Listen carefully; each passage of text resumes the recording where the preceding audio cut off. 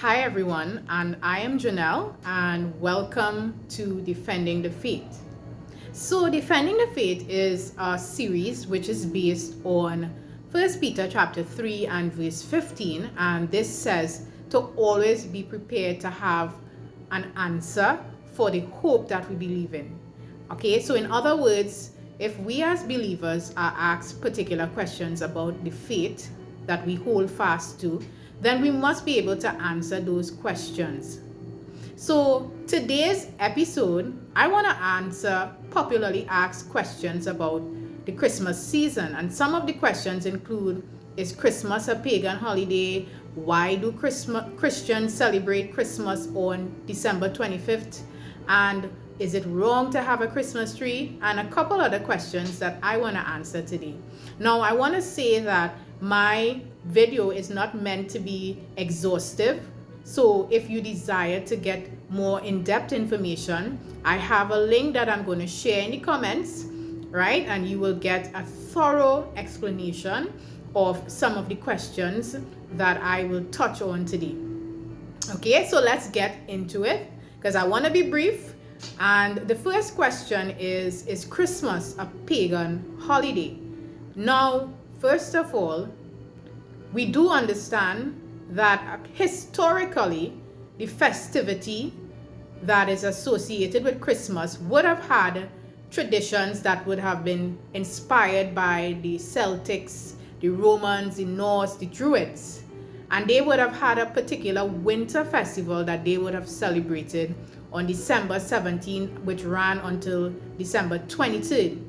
However, centuries later, Christmas became a federal holiday, and it was redeemed by the church to celebrate or to commemorate Christ. So what we did and what we have done is much different in the sense where they may have had their intentions, their motives, their God, but we now have adopted this holiday. We have chosen this day to say, I am going to commemorate the coming of Christ.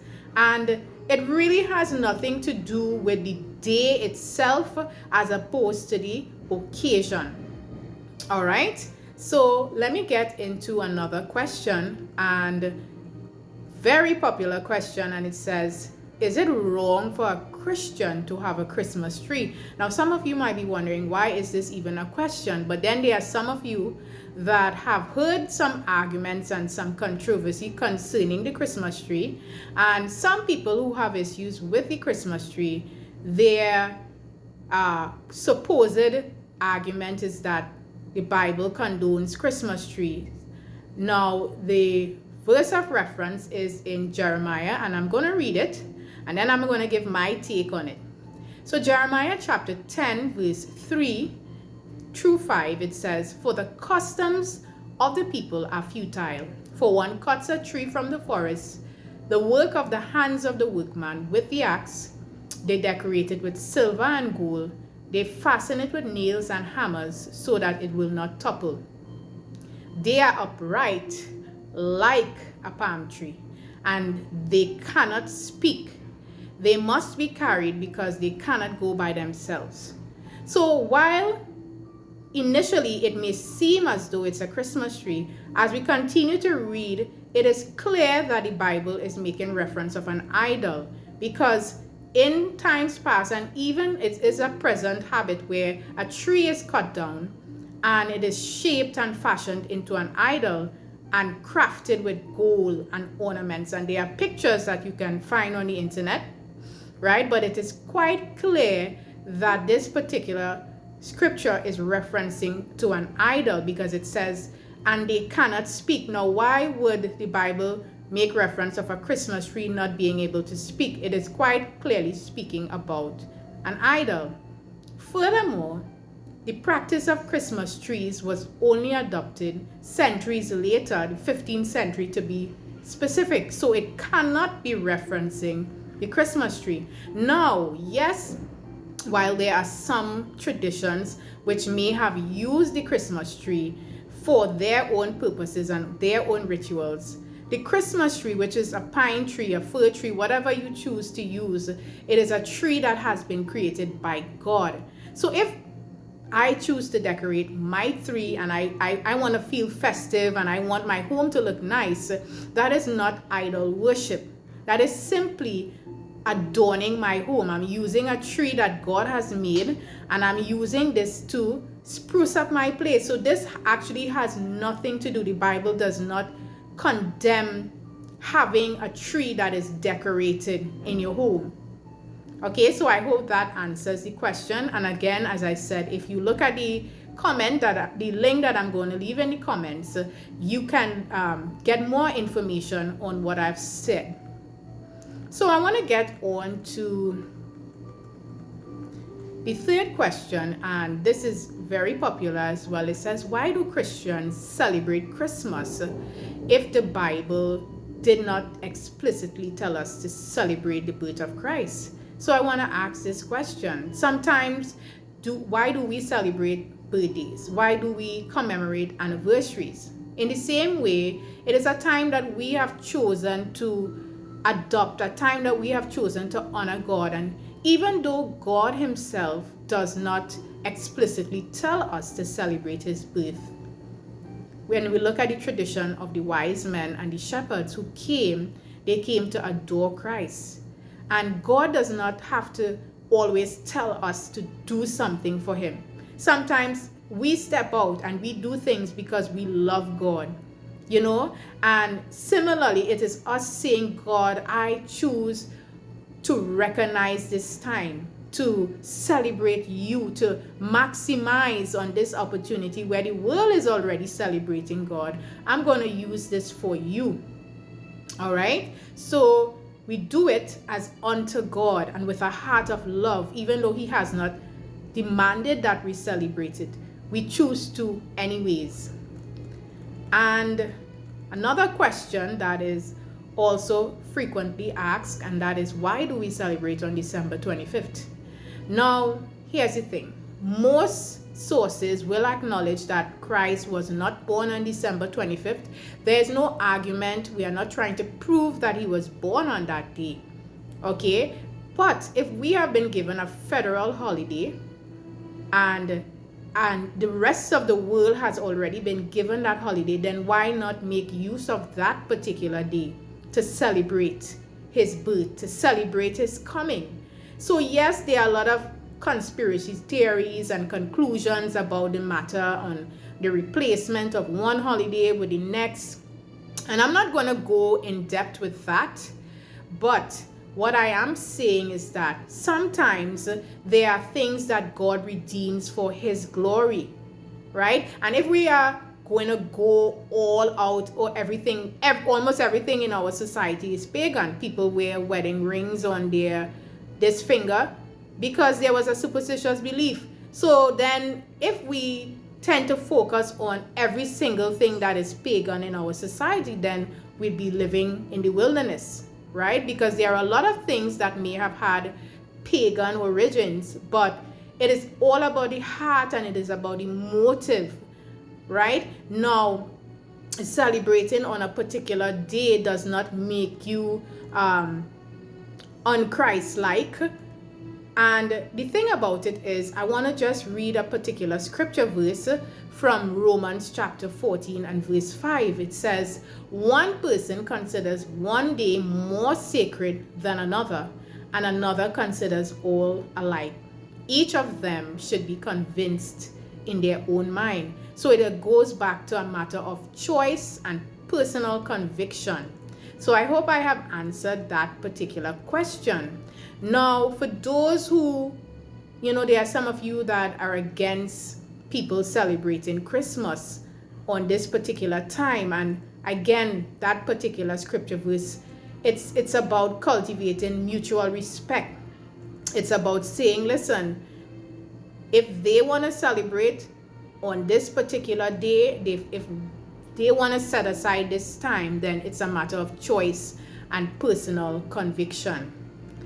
And number 5, the fifth question that I want to address, and that is, Is it wrong for me to take part in the festivities of the season if I don't choose to celebrate the birth of Christ?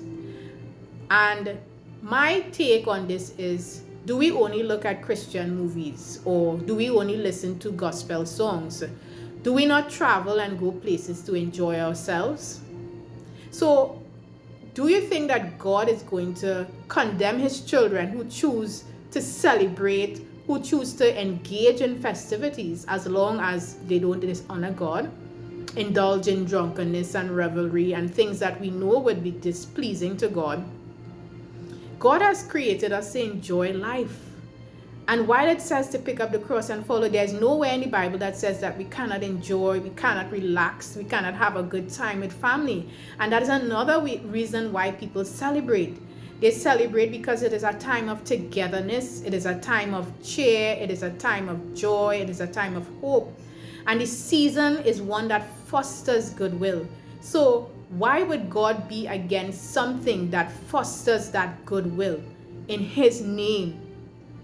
All right. So I just want to share this because I know some of you may have your struggles. I mean, there was a point where I did not have that clear conscience to celebrate, and I'm thankful that I've been freed from that mindset. And I just want to leave a quick application for those that choose to celebrate.